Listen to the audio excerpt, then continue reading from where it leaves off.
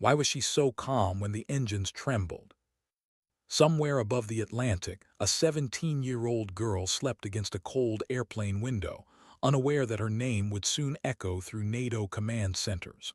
Her face was soft in sleep, hair slightly tangled, earbud wires coiled like a forgotten thought. Outside, clouds moved like silent witnesses. Inside, time held its breath. Lena Cross, 17, traveling alone. She looked like any other teenager returning from school or heading toward a new life. Nobody knew her story. Nobody knew she carried a watch engraved with a number that once saved lives and would again. Seat 14A. Rome to New York. Flight 391. A routine flight.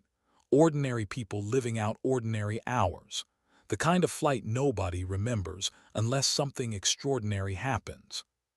She had been quiet during boarding. Polite smile, light bag, cheap earbuds. The kind of passenger flight attendants barely notice because they never cause trouble. But behind that quiet smile was a mind that never stopped observing, reading lights, noting sound changes, tracking vibrations through the cabin floor. Habits passed down from her father, Captain Aaron Cross, F-22 pilot, call sign Falcon 0. He used to tell her, "The sky has moods, Lena. Learn to feel them. Not every warning comes from an alarm." 5 years ago, he never came home. Officially killed in action. Body never recovered. Only a folded flag and a code engraved on the back of his watch. 2295, the sky always listens. Since then, she wore that watch every day. Heavy, too big for her wrist, but it grounded her, a promise turned to metal. On this flight, she wasn't a soldier's daughter, just a student traveling to start her life in America, aviation engineering, her father's dream. She told herself she was ready, but grief had a way of hiding in the engine's hum, in every quiet moment when memories crept back. She tried to rest, tried to be normal, but somewhere in the halfway world between sleep and waking, she heard static, not from the plane systems, from inside her head. The echo of his voice. If all channels go silent, try frequency 2295. Her hand brushed the watch unconsciously. Then a soft metallic ping from above. Barely audible. A signal light blinked twice, then flickered in a rhythm she didn't recognize. No one else noticed. Passengers scrolled through phones, children argued over snacks, a man across the aisle dozed with a neck pillow too tight around his throat. Normal life. But to Lena, that light wasn't normal. She, grown up in the shadow of airfields, listening to radios, tracing frequencies. And this flicker, it wasn't random. Intentional interference. Her chest tightened. She told herself she was imagining it, that maybe it was turbulence. But the hum of the engines was steady. The light blinked again, the same rhythm. 3 short, 1 long, not Morse code exactly, but a pattern. Her gut twisted. Her father had always said intuition was a pilot's sixth sense. If something feels wrong, it probably is. She looked around. No one else noticed. She almost called for a flight attendant, but stopped. What would she say? The light is blinking weirdly. She'd sound insane. So she waited, watching, measuring time through each blink. Her heartbeat syncing with the lights. Minutes passed. Then she felt it. A shift in cabin pressure that wasn't caused by altitude. Subtle, like the aircraft was breathing wrong. Her eyes went to the cockpit door. Closed, locked. The sign above it said flight crew only. A man walked toward the front. Mid-40s, tan jacket, calm face, nothing unusual. Another man followed a moment later, same calm expression, but their pace too synchronized, too controlled. Her stomach dropped. Something clicked inside her, not fear. Instinct, the kind born from years of her father's drills. Observe, don't react, think before you move. She watched them reach the cockpit door. One knocked 3 times, a signal. Then chaos. The first scream shattered the illusion of safety. Then another. Someone shouted for help. Both men lunged forward, weapons flashing in their hands. Homemade, small, deadly enough. The door slammed shut behind them. The aircraft shuddered as systems flickered. In seconds, the cabin became a storm of noise. Panic, cries, the harsh bark of orders from the cockpit. Lena froze. Her pulse thundered. She was 17, just a kid on a flight that was no longer safe. An elderly woman beside her grabbed her arm. What's happening? Lena's mind moved faster than her voice. She trained for simulations her father made her do, radio failures, hijack protocols, engine shutdowns. Games that weren't games. Lessons she never thought she'd need. Her voice came out steady. Stay calm, I'll think of something. It was a lie, but a necessary one. She looked down the aisle. 2 flight attendants tried to calm passengers. One was crying. Another froze mid-sentence, trembling so hard her hands couldn't hold the intercom. Lena unbuckled her seatbelt. Every movement felt like defiance against fear. She had to find communication. If all channels go silent, try frequency 2295. The memory sharpened like glass. Her father had once taken her into his hangar at midnight, lights dim, air thick with the smell of oil and metal. If something ever happens up there, he said, pointing to the sky, don't wait for someone older or stronger. Knowledge is strength. Use it. That voice guided her now. She looked for the maintenance panel, the secondary radio access she'd seen on aircraft diagrams. She remembered its placement from hours of studying schematics she wasn't supposed to have. They're near the rear galley, hidden behind a cart. She turned to the woman beside her. I need to move, stay here. Where are you going? Nowhere safe, but maybe somewhere useful. She dropped to her knees and started crawling between seats, keeping low. A businessman grabbed her ankle. You'll get us killed. She yanked free. I'm trying to save us. He let go, maybe out of shock, maybe out of belief. Every foot she moved felt like a mile, her palms slick with sweat, her breath shallow, the air heavy with fear. The hijackers shouted from the cockpit. One voice, harsh, accented, barked orders. Everyone stay seated, phones down. No one dared move. Lena reached the galley. The panel was there, small, gray, marked with technical codes most people wouldn't recognize. But she did. Her fingers trembled as she lifted the latch. A soft click echoed like thunder in her head. Inside, wires, circuits, connectors, some severed, cut clean, professional sabotage. She swallowed hard. They knew what they were doing. Her father's voice whispered through memory. If the main systems fail, look for redundancy. There's always a backup. She traced the wires with her fingertips, following color codes, looking for signal relays. One set was disconnected but intact. COM 2, the backup radio. She could fix it, she had to fix it. But her hands shook too badly to grip the wire. She closed her eyes, breathed once, then again slower. Her father's voice again. Fear isn't the enemy, it's proof you care about the outcome. Use it. She used it. With movements practiced in secret, during long nights alone with a soldering kit and his manuals, she reconnected the lines. Red to white, ground to frame. A soft hum answered her. The backup power light flickered to green. Someone shouted. The girl, she's doing something. She didn't turn. Didn't think. Only moved faster. A shadow approached, footsteps heavy, furious. She grabbed the microphone, spinning the frequency dial with muscle memory. 2295. Her breath trembled, her voice didn't. Falcon 0 transmitting emergency vector, civilian flight hijacked, coordinates automatic, request immediate assistance. Static. Then silence. For a heartbeat she thought it failed. Then, Falcon 0. A man's voice, disbelieving. Say again, who transmitted that code. Tears burned her eyes.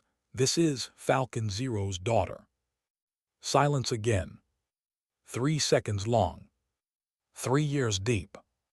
Then, Roger that, we copy Falcon Zero, hold on, we're coming. Somewhere far away, radar operators stared at screens flashing red.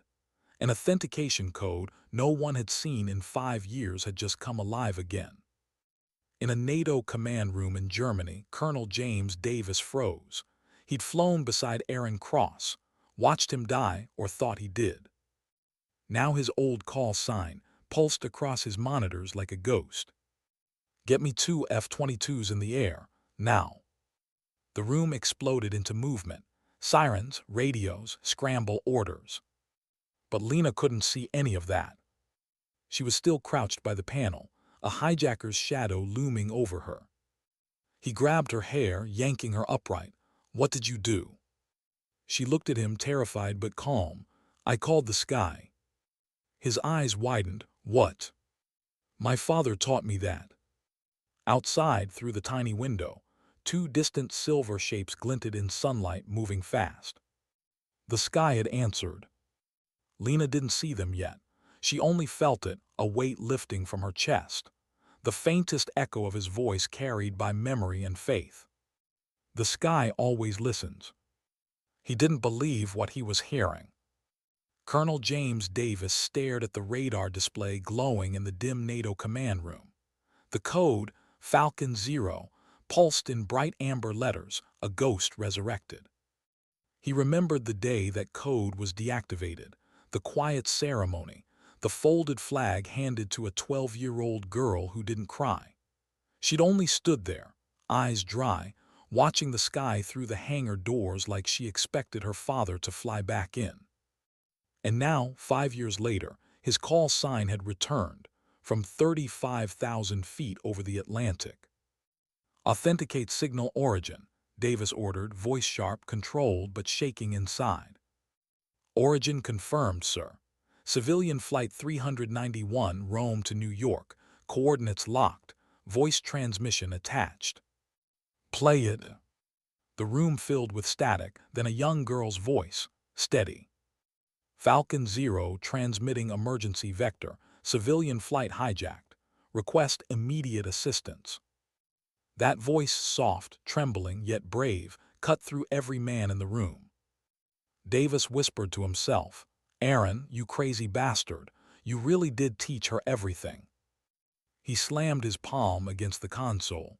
Scramble air support. F-22 patrol nearest sector. Send them to her coordinates now.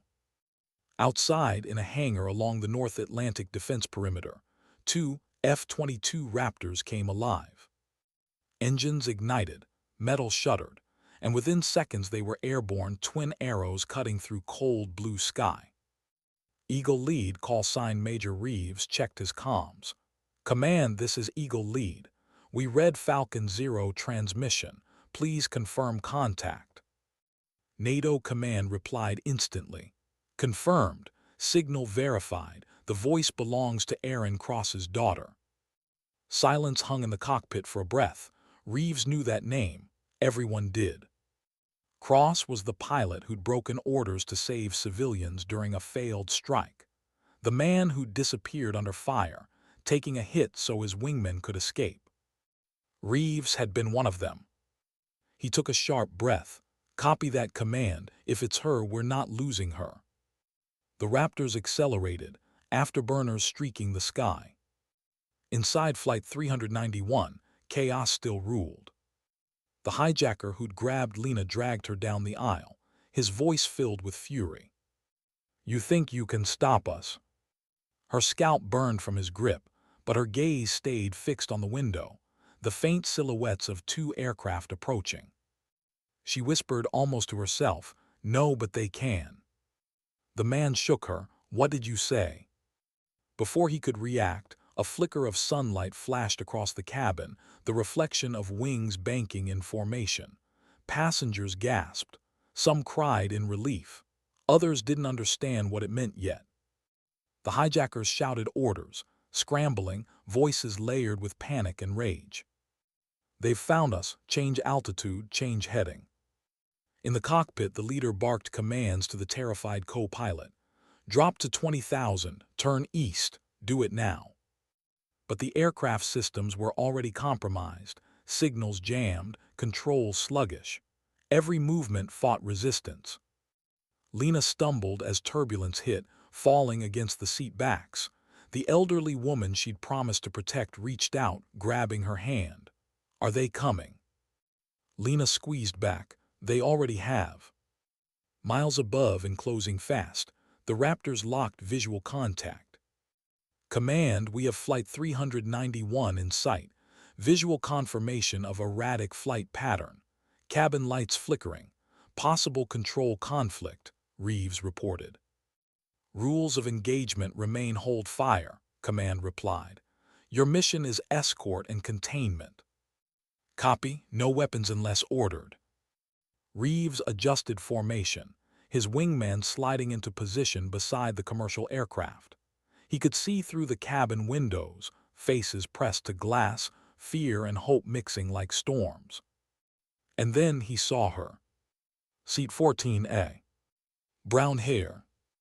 A small figure gripping something metallic, a watch, against her chest. "Jesus," Reeves whispered, "she's just a kid." His wingman replied, "Doesn't matter. She made the call, and if she's anything like her old man, she's no ordinary kid." Lena's hand still trembled. The hijacker who'd held her down turned to the window and froze at the sight of the fighter jets, his face drained of color. You called them," he hissed. She met his eyes. "I told you, the sky always listens." He shoved her into her seat, pressing the weapon to her temple. "Then you die first." Her breath hitched, but she didn't flinch. Somewhere deep inside, she remembered her father's voice. "Courage doesn't mean you're not afraid. It means you act while you're afraid." The hijacker hesitated, maybe thrown off by her calm, maybe realizing too late that every movement inside that cabin was now being watched through crosshairs from the sky. Reeves saw the gun pressed to her head, his jaw clenched. "Command, we have a visual on an armed hostile inside the cabin, confirming hostage at gunpoint." "Hold position, Eagle lead. We're coordinating with Irish ATC for emergency diversion." "Understood." Reeves' eyes flicked back to the cabin. The girl didn't look terrified. She looked focused, like she was waiting for something. Inside, Lena glanced down at her father's watch. Beneath the scratched glass, the engraving shimmered faintly. 2295. The sky always listens.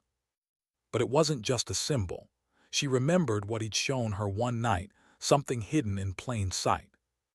"This isn't just a watch," he'd said, sitting beside her at the kitchen table, gears spread across blueprints. "It's a beacon. If something ever goes wrong, press this pattern." He'd tapped the back lightly, showing her the sequence. "It'll transmit coordinates to anyone monitoring the frequency." A secret transponder, military tech. She laughed then. "I'll never need that." But now her thumb found the same pattern on the back. Click, pause, click, click. The sequence activated silently. No sound, no light, just a signal pulsing invisibly into the sky. In the Raptors, Reeves' instruments blinked. A new feed appeared, direct coordinates, real-time, pinpointing the aircraft's exact position, an internal transponder source. He blinked. "Command, we're receiving beacon data from within the civilian aircraft. Source unknown, but tied to the Falcon 0 frequency." Command's reply came fast. "Confirmed you're tracking the daughter's signal. That's our mark." Reeves' voice softened. "She's guiding us in, smart girl." The cockpit filled with noise, alarms, angry voices, and fear. The hijacker pilot struggled with the controls, the co-pilot trying to resist, fighting back for the yoke. "Stop them," the leader screamed, shoving him aside. But the co-pilot snapped, rage overtaking terror. He lunged, grabbing for the weapon. The struggle sent the plane lurching downward. Inside the cabin, chaos erupted. Oxygen masks dropped, screams filled the air. The aircraft tilted steeply, trays and luggage flying. Lena clung to the seat in front of her, her other hand still gripping the radio mic. "This is Falcon Zero. We're in uncontrolled descent. Need guidance." Reeves heard her. "Falcon Zero, this is Eagle Lead. Listen carefully. I'm going to walk you through it. Get someone on the controls, anyone who can hold the yoke." "I can patch through," Lena shouted, fumbling with the comm link. Co-pilot's still fighting for control. Reeves spoke slowly, every syllable measured. "Tell him pull back 3 degrees, no more. Level wings. Use trim to stabilize. He's got this." She repeated his words over the comm. The co-pilot followed through. Slowly, painfully, the aircraft leveled. Gasps of relief rippled through the cabin. The plane steadied, but the fight wasn't over. The final hijacker, realizing the plan was collapsing, ran down the aisle toward the cockpit, screaming in desperation. But this time, passengers moved before he reached the door. 3 men tackled him, pinning him with pure instinct born from survival. Lena watched it happen, shaking, then exhaling for the first time in minutes. She could hear Reeves' voice again, softer now. "You're doing great, Falcon Zero. We've got your back, just breathe." She did, slowly, deeply. The aircraft held altitude. In the command center, Colonel Davis stood with hands clasped behind his back, staring at the live feed. His voice was low but proud. "Your kid's saving lives, Aaron. She's doing what you would have done." His eyes glistened. "Guess some codes don't die." He looked at the display one last time before turning to his officers. "Maintain escort until touchdown. Tell Irish Air Control we're diverting Flight 391 to Shannon." "Yes, sir." "And patch through a message. I want her to hear it." Seconds later, the radio inside the aircraft crackled again. "Falcon Zero," came a new voice, steady, warm, old. "This is Eagle Command. Your father was a good man. He'd be proud of you." Lena froze, staring at the mic. Her throat tightened. She swallowed back tears she didn't have time to shed. Her reply was barely a whisper. "He taught me everything I needed. I just had to remember." The response came soft through static. "You remembered perfectly. Hold steady. We've got you home." The plane finally aligned with Shannon's emergency runway. Fire trucks lined the strip, red lights reflecting off wet asphalt. The Raptors held their position like silent guardians, their wings tilting slightly in salute as the aircraft approached touchdown. The moment the wheels hit the ground, the cabin erupted, cries, applause, prayers. Some wept openly. Others sat frozen, unable to process what had just happened. Lena sat motionless, hands trembling in her lap, staring at the watch still warm against her wrist. The engraving caught the light. The frequency that brought the sky to her aid. The code her father left behind. The bridge between life and loss. She whispered softly to no one and everyone, "We made it, Dad." Outside, the Raptors soared past the runway in a low salute, vapor trails carving silver arcs against the gray horizon. Colonel Davis watched from command center monitors and smiled through wet eyes. Mission complete. Later, as passengers were escorted off the aircraft, Lena paused by the door. The elderly woman she'd promised to protect clutched her hand tightly. "You saved us, dear. You saved every one of us." Lena shook her head. "No, my father did. I just remembered what he taught me." The woman's eyes softened. "That's how love survives, child, through remembering." Lena nodded, quiet, tired, whole in a way she hadn't been for years. She stepped down onto the tarmac and looked up. The sky stretched endless and bright above Ireland, calm again, as if the storm had never existed. But she knew it had listened. She didn't remember walking off the plane. Only the sound, that long, trembling roar of engines slowing, the metallic sigh of survival. The cold Irish wind bit through her clothes as she stepped onto the tarmac, the world blurring in noise and flashing lights. Emergency vehicles surrounded the aircraft like a circle of protection. Firemen shouted to one another. Police barked orders. Reporters, lenses already gleamed behind barricades. But Lena heard none of it. The moment her shoes touched solid ground, her body stopped moving, as if the earth itself had reached up and held her still. She felt the weight of her father's watch on her wrist. 2295. Her fingers pressed over the engraving, the warmth of the metal grounding her. It wasn't the victory of a hero. It was the silence that follows fear, that fragile, shivering stillness when you realize you're still alive. A medic wrapped a blanket around her shoulders, speaking gently. "Miss, we need to take you for examination." She nodded numbly, her voice came out hoarse. "Others first." "Ma'am, please." "Others first," she repeated, this time stronger. The medic saw the look in her eyes, the kind that didn't come from panic, but from having stared down death and chosen to keep moving. He didn't argue again. She sat on the steps near the aircraft door, wrapped in that blanket like a ghost watching the living. Paramedics moved in rhythm around her, stretchers, IV bags, radios. Passengers hugged strangers, cried into shoulders they didn't know an hour ago. Somewhere nearby, the elderly woman she'd helped earlier stood on trembling legs, waving to her. "Lena, you did it." Lena tried to smile, but her lips barely moved. She wasn't sure she had done anything, not really. She'd only remembered. That thought kept repeating in her mind. I just remembered. But somewhere behind those words lay something deeper, a truth she wasn't ready to face. Inside the NATO command center, the air had changed. The tension that once filled every console had softened into something reverent, a silence laced with awe. Colonel Davis stood by the main screen, watching the landing footage replay in real time.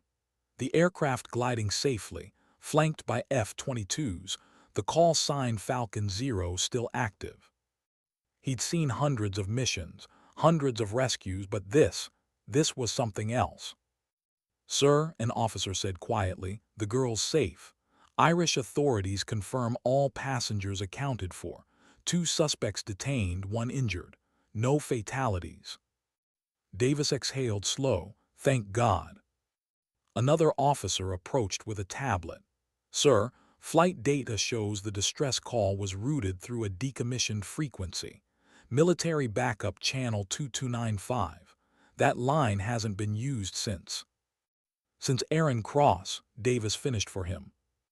He stared at the glowing numbers, a strange ache in his chest. He said once that code would outlive him. The young officer frowned. "Sir." "Nothing," Davis said softly. "Just something his daughter proved right." He turned to the comm operator. "Patch a message to the F-22s still airborne. Tell them they've done well, and log the Falcon 0 code as honored permanently." The operator hesitated. "Should we retire it again, sir?" Davis shook his head. "Not this time. Some codes don't die, they just change hands." Lena sat inside a temporary operations tent at the edge of the runway. Her hands shook as she held a cup of water. Her throat was dry, her pulse uneven. The adrenaline was fatting, and with it came the weight. A young security officer crouched beside her. "You're safe now, Miss Cross. You saved everyone on that plane." She looked up slowly. "No, my father did." The officer smiled gently. "You called for help. I just remembered what he taught me." Her voice cracked on the last word. For the first time since the hijacking began, her tears came. Quiet, uncontrolled, years of grief finally breaking through. The officer hesitated, then placed a small folded flag in her hands. "Colonel Davis sent this, said it belonged to your father. He thought you'd want it back." Her breath caught. The same folded flag they'd given her years ago, the one she'd locked away because she couldn't bear to look at it. Now it was warm in her hands again, heavy with meaning. She traced the stitched stars through the fabric. The tears came harder. "I never got to say goodbye," she whispered. The officer lowered his gaze. He heard you today, Miss Cross, every word. By nightfall, the story was already spreading. Footage of the F-22s escorting a damaged passenger jet filled every news broadcast. The world wanted to know who the mysterious voice on the emergency frequency was, the one that used a decommissioned military code, the one that had triggered a full NATO response. Headlines began to circulate before Lena even left Ireland. 17-year-old girl uses fallen pilot's code to save flight. Legacy in the sky, daughter calls for help on her father's frequency. Social media turned her into a symbol before she'd even spoken a word. Hashtags trended worldwide, Falcon Zero, the sky listens, Lena Cross. But she stayed silent. In a quiet hotel near Shannon Airport, she sat on the edge of a narrow bed, the folded flag beside her, the watch still on her wrist. Her phone buzzed endlessly, messages, calls, requests for interviews. She ignored them all. She wasn't ready to talk. The world wanted a story of courage. What she felt was loss.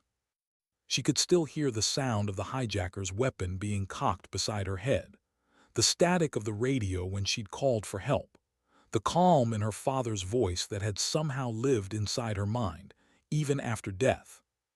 Every sound echoed now, louder than before. A knock at her door broke the silence. She didn't answer at first. The second knock was gentler.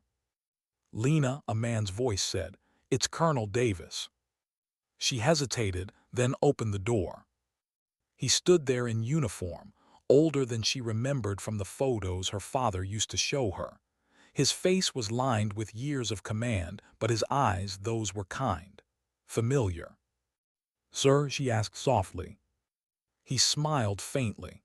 "You don't have to call me that. Your dad would have yelled at me if he heard it." She stepped aside, letting him in. He looked around the small room, the folded flag on the bed, the untouched water glass, the exhaustion in her face. "You remind me of him," he said quietly. "The way you don't know what to do with all the noise after something like this." She looked down. "I didn't mean to cause so much attention. I didn't know what else to do." He sat across from her. "You did what trained soldiers do, Lena. You acted under pressure. You made decisions that saved lives. That's not luck. That's legacy." Her eyes filled again. "I thought I'd forgotten him." Davis shook his head. "You didn't forget. You remembered when it mattered most. That's what he trained you for." He reached into his pocket and handed her a small silver pin, the Falcon insignia of the 22nd Fighter Squadron. "This was your father's. He gave it to me before his last mission. Said, 'If anything happens to me, give this to Lena when she earns it. I think you've earned it.'" She stared at it, speechless. The pin glinted faintly under the lamp's light. Her voice trembled. He knew. "He didn't know what would happen," Davis said softly, "but he believed you'd be strong enough to face whatever did." For a long moment, they said nothing. The sound of distant rain against the window filled the silence. Finally, Davis stood. "Get some rest, Lena. The world will want your story tomorrow, but tonight just be a daughter again." She nodded, voice breaking. "Thank you, Colonel." As he left, she looked at the flag again, then the watch, then the pin. 3 pieces of him. 3 reminders that he wasn't gone, just transformed into lessons, courage, and memory. Hours later, long after midnight, she walked out to the airport's edge. The runway lights shimmered like stars scattered across the ground. She looked up. The clouds had cleared. The sky stretched endless, the same sky her father once flew through. For the first time, she didn't cry when she thought of him. She smiled. Because somewhere on some frequency, she believed he was still listening. Her whisper carried into the wind. "Mission complete, Dad." A faint sound answered, maybe thunder, maybe an aircraft miles away, maybe just the hum of memory. But to her, it was enough. She pressed the watch to her heart and stood there until dawn, the Atlantic wind tangling her hair, the horizon slowly bleeding light. And when the first rays touched her face, She closed her eyes and said the words her father had repeated 1,000 times. The sky always listens. The world knew her name before sunrise. When Lena woke in her small hotel room, the television was already broadcasting her face. A still image taken from security footage at the airport, a blanket wrapped around her shoulders, her eyes wide and hollow with shock. The caption beneath it read, 17-year-old hero, the girl who called the sky. Every network ran the story. Every reporter repeated the same words. 17 years old. Daughter of fallen pilot Captain Aaron Cross. Used a decommissioned frequency to summon NATO fighter response. By mid-morning, she was trending across every continent. Hashtags multiplied by the hour. Falcon Zero, the sky always listened, Lena Cross. People she'd never met were calling her brave. Influencers posted videos crying on camera, saying she gave them hope. Politicians made speeches about her courage. And in every photo, in every broadcast, she looked small, a quiet figure standing in a storm she never wanted. Lena sat on the edge of the hotel bed, remote in hand, watching herself become a symbol. The same image looped again and again, her walking down the tarmac, blanket over her shoulders, head bowed. The reporter's voice spoke over it.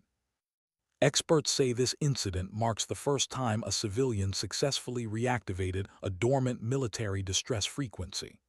Sources confirm the girl was trained by her late father, an F-22 pilot who vanished during a classified mission 5 years ago. Many are calling it destiny. Destiny. The word hit like static in her mind. She turned off the television. Silence fell again. Destiny wasn't what she felt. She felt tired. She felt small. And above all, she felt like a child who'd done what she was taught, nothing more. But the world didn't see her that way. By noon, government representatives arrived, polite, composed, dressed in dark suits. They spoke carefully, their words lined with gratitude and rehearsed warmth. Miss Cross, you acted with exceptional presence of mind.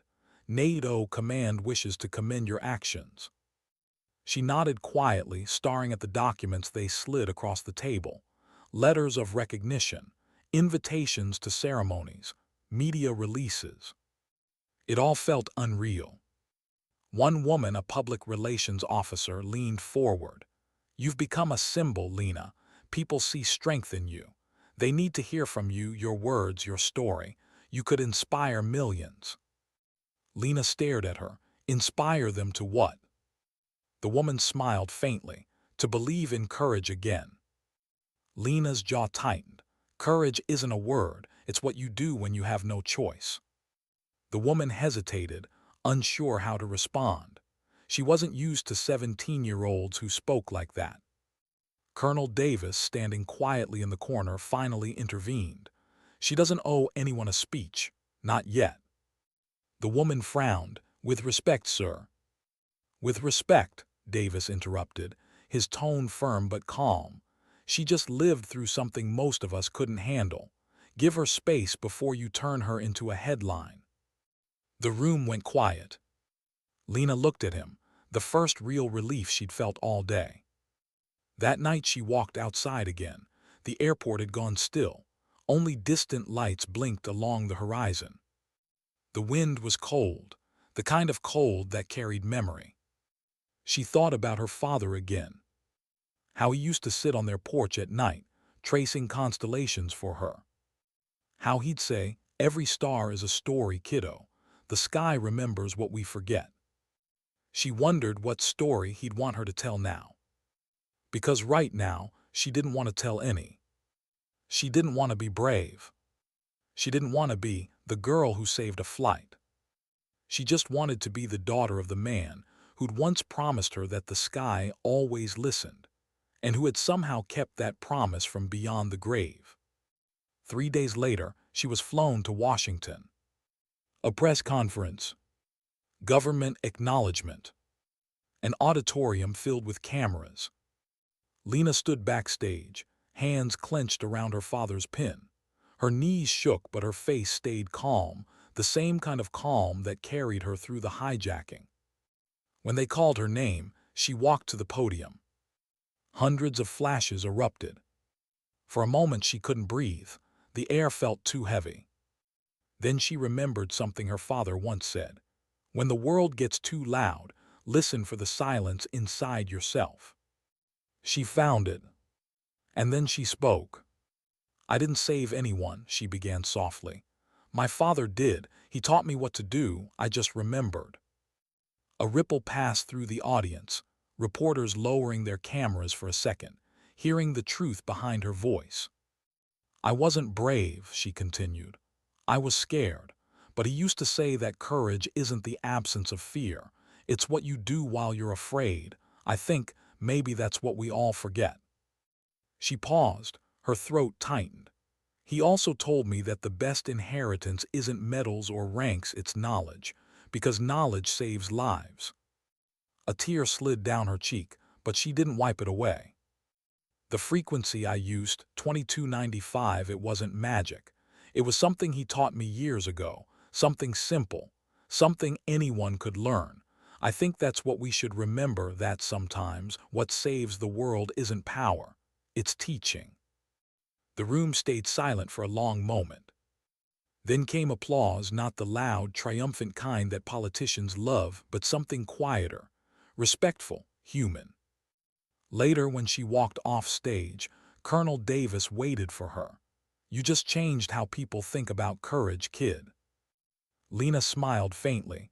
I just told the truth. Over the next week, her life shifted again. She was offered scholarships she hadn't applied for. Airline executives sent letters of thanks. Her story inspired a global movement about teaching practical skills. Pilots, teachers, engineers, parents, all sharing the lessons they'd passed to others. The media called it the Falcon Initiative. It started small. Then it became something larger than her, a network of volunteers teaching crisis communication, emergency procedures, survival skills. When reporters asked what she thought of it, Lena's answer was simple. My father would have liked it. But not everyone saw her as a symbol. Some saw her as a curiosity, a teenage girl who'd survived by accident, an anomaly, a fluke. A journalist once asked her on live television, "Do you think your father's death defined you?" The question hit harder than the hijacking ever had. She didn't answer right away. She just stared into the lights, so bright they blurred everything beyond them. Then she said quietly, "No, his life did." That clip went viral. Millions watched it, shared it, replayed it. But for Lena, it wasn't a line. It was the truth. His life defined her, not the loss, the lessons, the laughter, the nights spent fixing broken radios while he told her that understanding something deeply was its own kind of strength. Every day she wore his watch, not as a relic but as a reminder that every second counted, that every frequency mattered, that someone's love could echo through time if you remembered how to listen. Weeks passed, the noise slowly faded. Cameras left, news cycles moved on. Lena returned to her studies, to the quiet corners of books and the hum of machines. The world had labeled her the Skyline daughter, but she still felt like just Lena. One afternoon, during a lecture on communication systems, the professor paused mid-sentence. "Miss Cross," he said gently, "we were just discussing emergency frequencies. Care to tell us which one might be used if all else fails?" Lena smiled, small, knowing. 2295, sir." The class chuckled, but he nodded. "That's correct, and why?" Her gaze softened. "Because the sky always listens." The room went silent. The professor smiled quietly, as if realizing he wasn't teaching her anymore, she was teaching them. Later that evening, she walked out of the building into the open air. The sun was setting, painting the horizon in amber light. She held up the watch, letting the last rays glint off its metal face. She whispered almost to herself, still listening. A faint wind brushed past, warm and light. It wasn't an answer, but it was enough.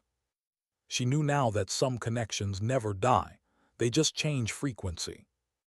The same way courage changes form, from father to daughter, from pilot to student, from fear to understanding.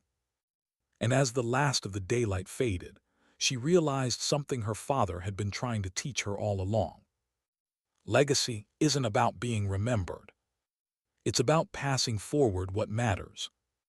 And in that moment, she smiled, because she finally understood that her father hadn't just taught her how to call the sky. He taught her how to listen to it.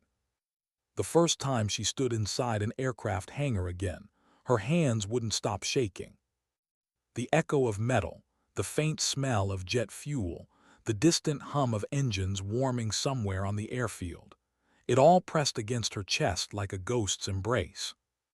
Every sound pulled a thread of memory: her father's voice, his laugh, the clatter of his boots on the hangar floor, the way he used to lean over an instrument panel, eyes narrowing in concentration, saying, "Every system tells a story, Lena. You just have to listen right."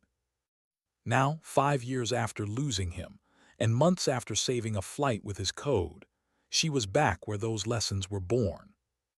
NATO had invited her to visit his old base, the 22nd Fighter Squadron, not for ceremony this time, but to see the program they'd built in her father's honor. When she stepped inside, a banner hung high above the entrance. The Falcon 0 initiative, training the next generation to listen to the sky. Below it, young cadets stood in formation, some barely older than she was, some younger. Their faces held the same mixture of nerves and hope she remembered from her father's training videos. Colonel Davis met her halfway down the hangar floor. He smiled, pride and warmth softening the lines around his eyes. "You made it," he said.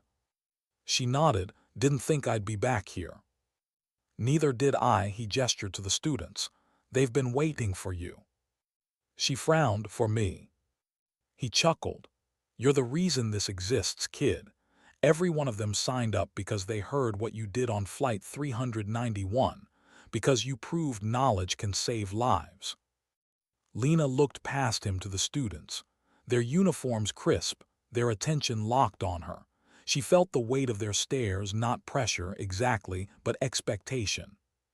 She wasn't sure she deserved it. She wasn't a soldier, not a pilot, just a girl who'd remembered what her father taught her. Still, she stepped forward. Davis called out, "Cadets, this is Lena Cross, call sign Falcon 02. The title hit her like thunder. Falcon 02. She blinked. "That's official." Davis nodded. "It is now. We retired your father's code, but we registered yours. Symbolic, not operational. It's a reminder that courage is inherited." For a moment, she couldn't speak. Her throat tightened around words that wouldn't come. Finally, she whispered, "He'd hate the attention." Davis laughed quietly. "Yeah, but he'd love that you earned it." Later, she stood before the cadets, a line of faces waiting, curious, nervous. A few whispered to each other, but when she spoke, silence spread like wind over grass. "I'm not a soldier," she began. "I don't know your drills. I don't know your ranks, but I know what it feels like to hear silence in your headset when you need the sky to answer. I know what it means to have only one frequency left and the courage to call it." Her eyes swept the room. That courage didn't come from strength. It came from knowledge. From the hours my father spent teaching me how to fix wires, how to read systems, how to keep calm when everything goes wrong. She paused, letting the air settle. When you're scared, your mind will want to panic. That's normal. But the thing that saves you isn't bravery, it's memory. Remembering what you were taught. Remembering that someone trusted you with enough knowledge to survive. A cadet in the back raised his hand. "Ma'am, did you know it would work, the frequency?" She smiled faintly. "No, I just hoped the sky was still listening." The cadet nodded slowly, his eyes wet. "My dad used to tell me that too." Something in her chest softened. "Then listen to him. You never know when those words will save you. After the speech, she walked alone through the hangar's quiet corridors. Photos lined the walls, pilots, aircraft, missions. Her father's picture hung among them, uniform pressed, smile wide, eyes bright with that unbreakable confidence that used to fill rooms. Below his photo, a small brass plaque read, Captain Aaron Cross, Falcon Zero, Courage Through Competence. Her fingers brushed over the metal. "Hey, Dad," she whispered, "looks like your lesson spread further than you thought." She closed her eyes for a moment, letting herself remember his voice. The warmth, the precision, the way he'd correct her radio syntax but still smile when she got the math wrong. For the first time, remembering didn't hurt. It just felt whole. Outside, the sky was deep blue, almost silver near the horizon. Colonel Davis joined her, standing beside her in silence for a while. Then he said, "You know, there's a part of me that wonders if he knew something would happen. He trained you so specifically, the codes, the systems, even that watch." Lena looked down at it. The metal glinted softly against her wrist. "He said knowledge was love," she murmured. "That teaching was how you make sure someone survives you." Davis smiled faintly. "Then I'd say he loved you better than most fathers ever could." She nodded. He did. Weeks passed. Lena stayed on base longer than planned. She helped design training simulations for cadets, radio breakdown drills, emergency signal rerouting, systems redundancy workshops. Every time she taught, she could almost feel her father standing behind her, nodding silently. She became the quiet mentor, the one who listened more than she spoke, the one who could turn panic into calm just by saying, "Let's think." And the cadets trusted her, not because of her name, but because she never pretended to be anything other than who she was, a girl who'd been terrified once and acted anyway. Late one night, she found herself in the hangar again. The lights were low, the world outside asleep. She climbed into the cockpit of an old F-22 simulator, her father's model. The seat felt foreign and familiar at once. She ran her fingers over the controls, the worn metal warm beneath her hands. For a moment, she imagined his hands there, guiding hers. "Right here, kiddo, that's the trim. Gentle, planes are like people, they respond better to patience than force." Her breath caught, the memory so vivid she almost turned to look for him. She whispered into the silence, "I'm still listening, Dad." One evening, a letter arrived. It bore the seal of the Smithsonian Air and Space Museum. They were creating a new exhibit, the Falcon Zero Legacy, When Knowledge Saves Lives. They wanted her to contribute something personal, something that told the human side of the story. She hesitated for days. The watch, no, that was part of her heartbeat now. The flag, too sacred. Finally, she chose something else, her notebook.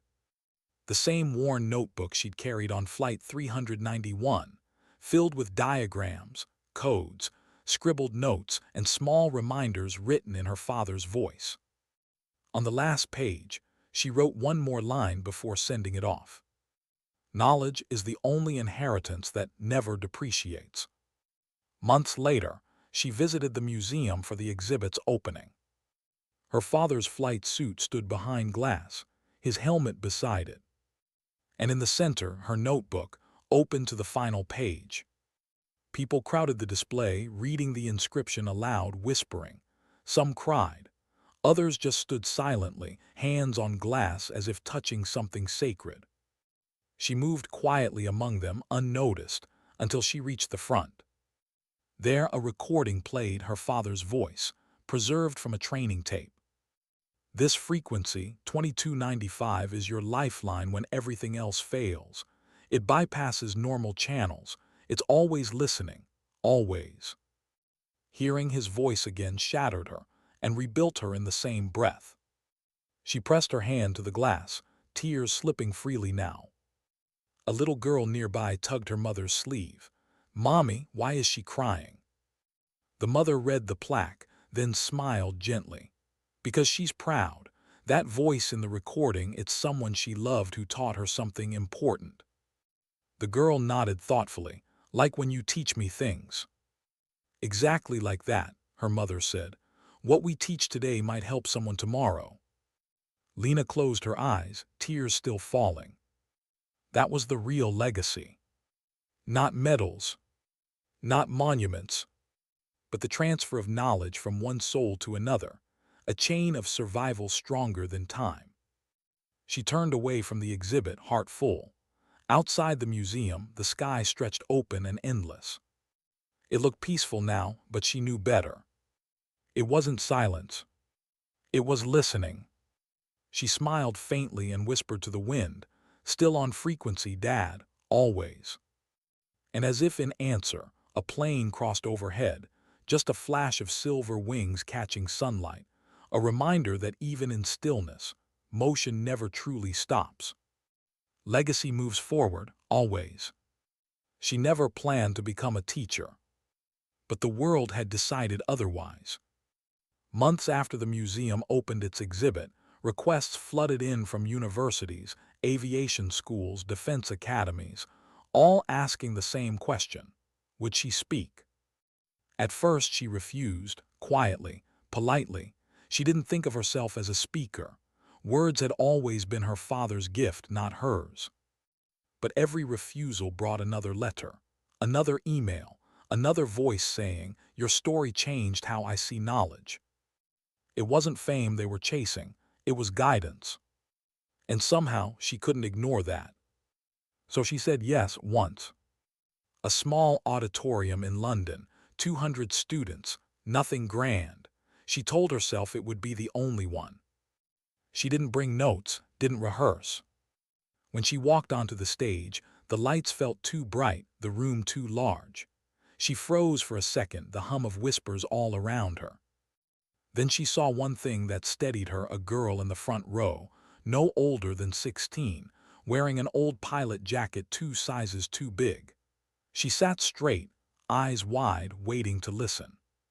That was all Lena needed. She took a breath, stepped up to the mic and began. "My father used to say that flying wasn't about control. It was about trust, trusting the aircraft, the instruments, and yourself. And when I was on that flight, scared out of my mind, I realized that trust doesn't vanish when the person who taught it is gone. It stays inside you." The audience leaned in. The room fell silent, every breath synchronized. "I didn't save anyone that day," she continued softly. "I just remembered what I'd been taught, and I think maybe that's what courage really is, remembering." She paused, letting the words land. When you learn something, really learn it, you're carrying someone else's love, their effort, their time. That's not small, that's legacy. When she finished, no one moved for several seconds. Then came the applause, quiet at first, then swelling, like a heartbeat filling the room. And Lena understood something she hadn't before. Teaching wasn't about speeches. It was about transmission of trust, of wisdom, of humanity. She walked off stage feeling lighter than she had in years. That night, she got a message from Colonel Davis. "You found your father's second mission, kid. He taught. Now you do." The invitations kept coming. She stopped refusing. By the end of that year, she'd spoken on 3 continents, military academies, engineering symposiums, schools. Her story wasn't about hijackings anymore. It was about how knowledge saves lives. The Falcon Zero initiative expanded beyond aviation. Doctors began teaching rural communities emergency care. Engineers shared survival protocols online. Parents taught their children how to stay calm during disasters. The slogan spread, "Teach someone something that might save them." And everywhere Lena went, people repeated her father's line. "The sky always listens." It became a symbol, a kind of modern proverb whispered before launches, rescues, training exercises. It reminded people that someone was always listening if you spoke with the right frequency. But fame, like altitude, always came with turbulence. One night after a long conference in Tokyo, Lena sat alone on her hotel balcony. The city stretched below, endless light, endless noise. She should have felt proud. Instead, she felt hollow. Because with every talk, every handshake, every camera flash, she felt herself drifting further from the quiet girl who'd once crawled through an airplane aisle, praying the sky could hear her. Now the world listened, but not always for the right reasons. Headlines started twisting her message into slogans. Sponsors wanted her to endorse products. Media channels used her name to sell stories of fear and hope in equal measure. At first, she ignored it. Then she saw her father's words printed on a billboard next to an advertisement for a luxury watch. She froze. The image showed a pilot's silhouette against a sunset, the tagline glowing beneath.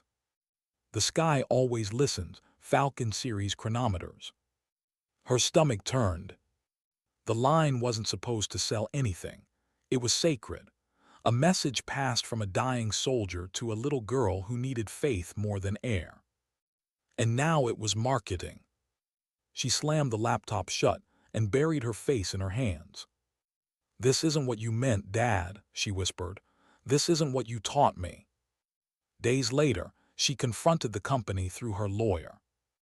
The executives apologized publicly, but their eyes were cold, corporate. They saw her as a brand, a story they could borrow. When she returned home, she unplugged her phone, deleted her social media, and sat in silence for hours. She needed to remember who she was before the noise.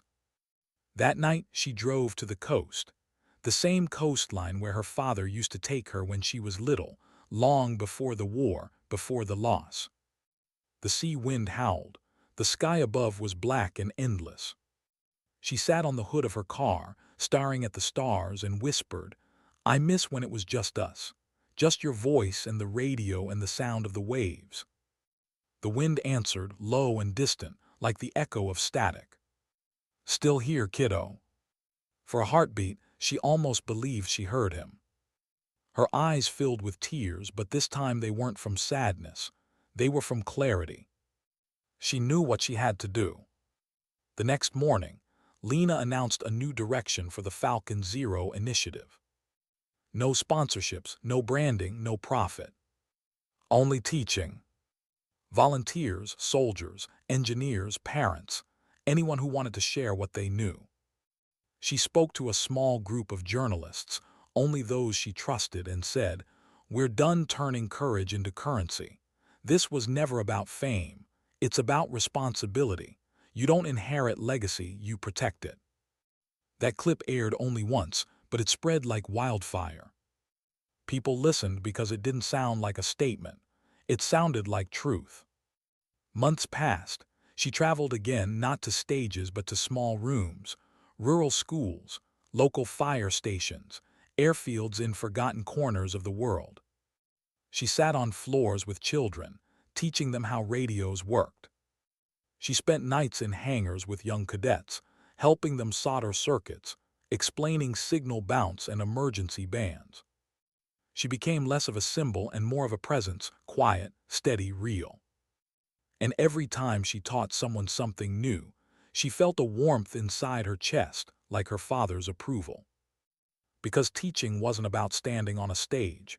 It was about kneeling beside someone and saying, "You can do this. Let me show you." That was how he'd taught her. One afternoon, during a training session in a small airfield outside Lisbon, a young pilot approached her after class. "Ma'am," he said softly, "I just wanted to tell you I used your father's code once." Lena turned, startled. "What do you mean?" He swallowed hard. "I was in a storm, instruments down, radio dead. I remembered your lecture about redundancy systems, so I tried 2295. She stared at him. "Did someone answer?" He nodded. "A NATO patrol, they guided me out, saved my life." For a moment she couldn't speak. Her eyes burned. "Thank you for telling me," she whispered. He smiled, a little embarrassed. "You told us the sky listens. Guess you were right." She watched him walk away, the words echoing through her like prayer. The frequency still worked, the promise still held. That night she sat alone in the hangar, lights dim, the sound of waves breaking somewhere beyond the walls.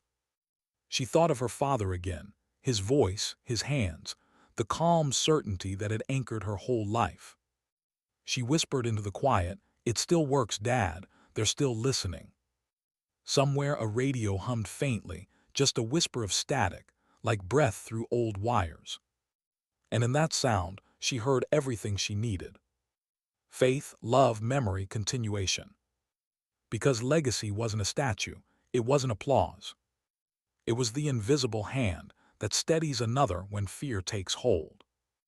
It was a signal, quiet, constant, waiting for the next person to remember the right frequency. The next morning, she opened her notebook and wrote, "Courage isn't what you feel when you act. It's what you teach others to remember when they're afraid." Then she added a single line beneath it. "The sky still listens." She closed the notebook and smiled.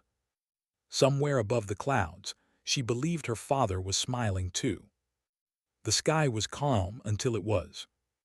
It began as a clear morning flight from Lisbon to Geneva, small transport aircraft, training personnel aboard. Lena was among them, sitting quietly near the rear window, reviewing lecture notes on signal redundancy. She was scheduled to speak at an air defense conference later that afternoon, another talk about systems, knowledge, and survival. Outside, sunlight poured over the wing like liquid silver.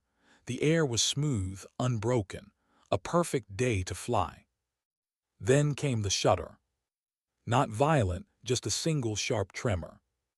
Enough to wake every instinct in her body. Her fingers gripped the armrest. She looked up at the overhead lights. They flickered once, then stabilized. A murmur rippled through the cabin, the kind of sound that always follows uncertainty. Seconds later, the second tremor hit stronger, longer. The engines coughed, then steadied. The pilot's voice came through the intercom, calm but clipped. "Ladies and gentlemen, we're experiencing minor technical difficulties. Please remain seated." Minor. But Lena recognized that tone, the tight edge beneath the calm. That wasn't minor, that was controlled panic. Her pulse quickened. She forced herself to breathe. "When something feels wrong, it probably is," her father's voice whispered from memory. She glanced toward the cockpit door. It was closed, but she could see shadows moving fast inside, urgent. The air changed, pressure dropping slightly, ears popping. A thin hiss escaped from somewhere unseen. She knew that sound. Decompression. A young soldier beside her unbuckled, eyes wide. "What's happening?" Lena pressed a hand on his shoulder, firm. "Stay calm, we don't know yet." But she did know. The electrical hum underfoot had changed pitch, one engine losing efficiency, struggling to maintain output. Her mind worked in diagrams, systems, circuits, fail points. The power system was compromised, maybe an onboard short, maybe radio relay overload. She leaned into the aisle, calling out to a nearby crew member. "Check COM2 status. Secondary systems might be failing." The crewman blinked, startled. "How do you?" "Just check it." He disappeared toward the cockpit. The rest of the passengers whispered, fidgeted, fear beginning its slow spread through the cabin. Then the lights flickered again, the cabin dimmed, and the hum of the second engine began to fade. Lena's heartbeat surged into her throat. In the cockpit, the pilots fought with failing instruments. The left engine's power output read near zero. Electrical fluctuations cascaded through subsystems. The radio sputtered, static, fragments, then silence. "Command, this is Delta 41, we've lost." Crackle, secondary engine offline. No response from ATC. Then the radio went dead. "Try backup frequency," the co-pilot said, voice taut. "Already tried it, nothing." The pilot slammed his hand against the console. "We've got 30 minutes of fuel at best if we can't reroute power." The cabin door opened suddenly. A crew member leaned in. "Sir, we've got Lena Cross on board." Both pilots froze. The captain turned, disbelief flashing across his face. "The Lena Cross." The crewman nodded. "She says to check COM 2 for bypass options." The captain blinked, then looked at the panel. And for the first time he saw it. A minor relay fault. Hidden, simple, easily overlooked but fatal if ignored. He grabbed a toolkit and began rerouting. Tell her she just bought us time. In the cabin, Lena kept her breathing steady. Passengers looked to her for answers now, sensing calm where there should have been fear. The soldier beside her whispered, "Are we going down?" She met his eyes. "Not if we remember what we've learned." He frowned. "We." She smiled faintly. "You've been through my course, haven't you?"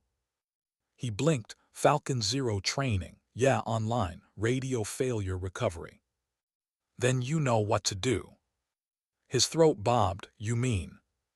She nodded toward the emergency panel near the galley. "That's our last line of comms. Go." He hesitated only a second, then unbuckled and moved, steady despite fear. Watching him, Lena felt something shift inside her, pride mixed with awe. He wasn't waiting for her to act. He was acting because she had taught him how. The soldier reached the panel, knelt, and opened it. Sparks hissed inside. He flinched, then focused, remembering diagrams, remembering her voice from the training video she'd recorded months ago. "Check power continuity first. If it's dead, bypass using the manual coupler. Don't panic. Systems respond to patience, not strength." He followed the steps, one by one. Lena guided from her seat, calling out, "Blue to white, ground to frame." He reconnected the lines. The hum of power flickered through the cabin. Then the faint, glorious sound of a radio reawakening. Static, then tone, then connection. The pilot's voice came over the speaker, tight but controlled. "Command, this is Delta 4-1. We've re-established COM 2 through manual reroute. Request emergency landing vector." Lena closed her eyes, exhaling. "Good job, soldier." He turned, sweat streaking his temple but grinning through it.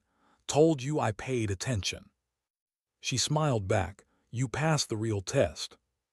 20 minutes later, the aircraft made an emergency landing at a small NATO airstrip in southern France. No injuries, no loss of control. As the wheels touched down, the cabin erupted in applause. But this time, Lena didn't feel like the hero. She looked at the young soldier, still sitting by the panel, exhaustion and relief mixing on his face. He had done it. He had saved them, using the lessons she'd passed on. And for the first time, she truly understood her father's final gift. Teaching wasn't about control, it was about trust. Hours later, Colonel Davis called her personally. "Word travels fast," he said. "I hear one of your students just pulled a Falcon Zero out of the sky." Lena laughed softly. "Guess the sky still listens, huh?" He chuckled. "Yeah, but this time it was your voice it heard." She went quiet. "No, Colonel, it was his through me, through them." Davis's tone softened. "You sound like him more every day." She smiled faintly. "I'm just trying to do what he did, make sure what I know doesn't die with me." That night she couldn't sleep. She walked out to the airfield, where the faint hum of engines echoed like breathing in the dark. The air smelled of oil and wind, the kind of scent that never leaves you once you've lived around aircraft. She looked up at the stars, endless, watching. And then she spoke aloud, softly. "Dad, you were right. Teaching really is love made practical." She could almost hear his reply. "Told you, kiddo. You just had to live long enough to see it for yourself." Her laugh caught on a tear. "I miss you." "Nah," his voice whispered from memory. "You're still talking to me. That's not missing, that's remembering." Days later she was back in class, teaching again. This time the story had changed. She began with a question. "What if I told you courage isn't what you do when you're afraid, but what someone else does because of what you taught them. The room fell silent. That's what legacy really means, she said softly. It's not about your name being remembered. It's about your lesson staying alive. She turned to the board and wrote a single word in chalk. Listen. Then below it, 2295. The sky always listens, she said quietly, but only if you keep speaking the language of knowledge. The cadets nodded, not out of obligation but understanding. They felt it now. And as she watched them, she realized something her father had probably known all along. The moment a student applies what you taught them, without needing you, is the moment you've done your job. And in that realization, there was peace. That night she wrote her father another letter, one of hundreds she'd never send. Dad, one of my students saved a flight today. I wasn't there to fix it. I didn't even touch a wire.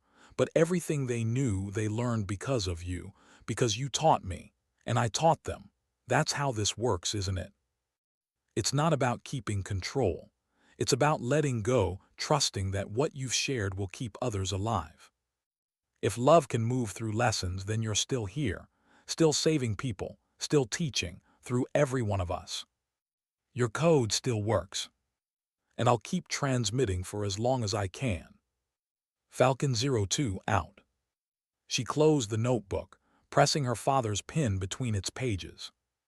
Outside, thunder rumbled faintly in the distance, not threatening, just alive. She smiled into the dark. The storm was just the sky answering back. The sea was calm that morning.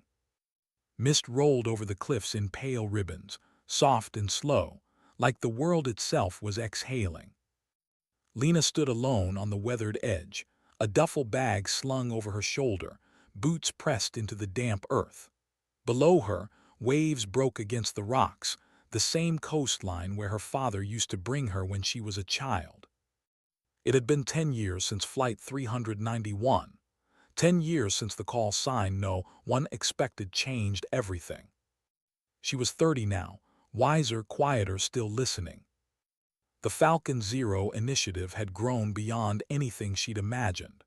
It spanned continents, a network of instructors, mentors, engineers, medics, pilots, all teaching others the knowledge that saves. Every month, somewhere in the world, someone invoked that old call sign. And every time, someone answered. She didn't lead it anymore. She stepped back quietly a few years ago. It wasn't hers to hold forever, it belonged to the world now. But she still carried the same frequency watch on her wrist, the same one her father gave her, the metal worn, edges softened by time, still ticking faithfully. Today she'd come here to say goodbye, not to him, not exactly. To a chapter, to a version of herself that had carried both the grief and the fire for too long. She sat down on the grass, the sea wind tugging her hair. A small memorial stone stood a few meters away, her father's name engraved, the emblem of his squadron etched beneath.